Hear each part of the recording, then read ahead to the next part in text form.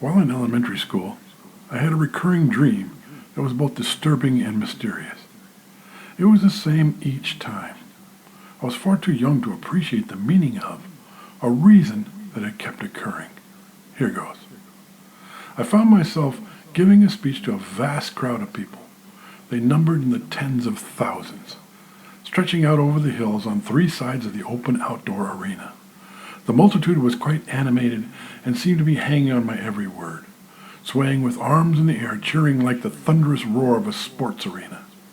The sun setting behind the multitude made the broken clouds and the entire sky appear to be on fire. The stage sat at about chest height of the crowd. There were great black cabinets on either side of the stage and a small podium in the middle. My hands rested on the podium while my upper body turned left and right to take in the unending crowd that stretched out before me. I felt a jubilant pride and great honor that these people were there for me. They seemed to love me with a passion that was palpable. It was as though I was the conductor of a huge orchestra that responded to my every turn and gesture. My booming speech rang out over the distant hills. They swooned and cheered over and over again. I realized that while speaking and watching the reactions of the crowd, I could not understand the words that were coming out of my mouth. It all sounded like a foreign language. I really had no idea what they were hearing because I had no idea what I was saying. Undeterred, I went on belting out a speech in an unknown language with flourish and conviction. The mood built, then suddenly faltered. What had I just said? The crowd went silent and still. Electricity filled the air. Murmurs rolled through the masses, then erratic movement on a frightening scale. People by the hundreds began to pour onto the stage with violent intent. To my surprise, they were all very small, no more than 3 feet tall. They were all dark figures without definition. The entirety of the masses were rushing towards me. The podium skipped across the stage with the wave of tiny, angry people. Before I could retreat, hands began to cover my body.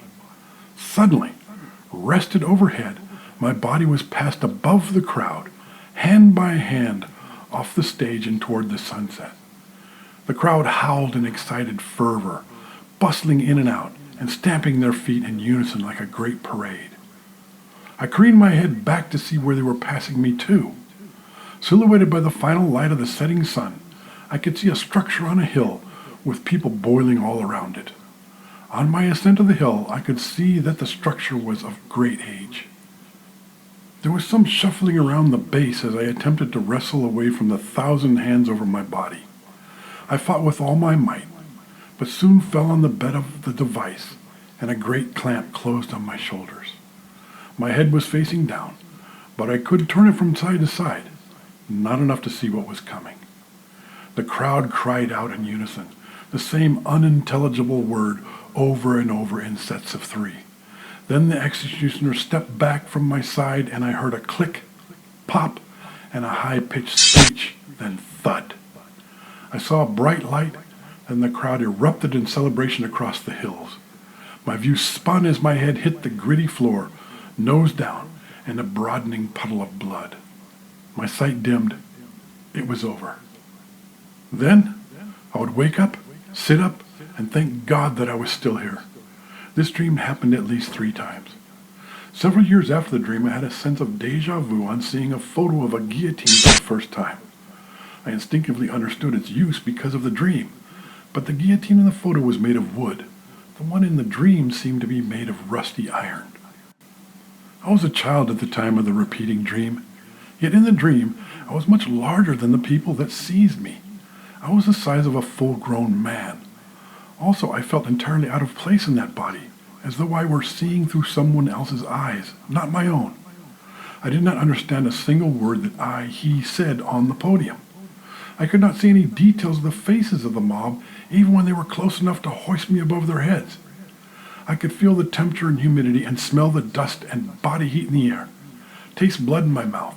I felt the pain of my neck being separated. Even when the dream appeared the 3rd time, I was unable to change anything, so it was probably not a lucid dream. Was this an out-of-body experience, Whose body was I in? Why then and there? Why me?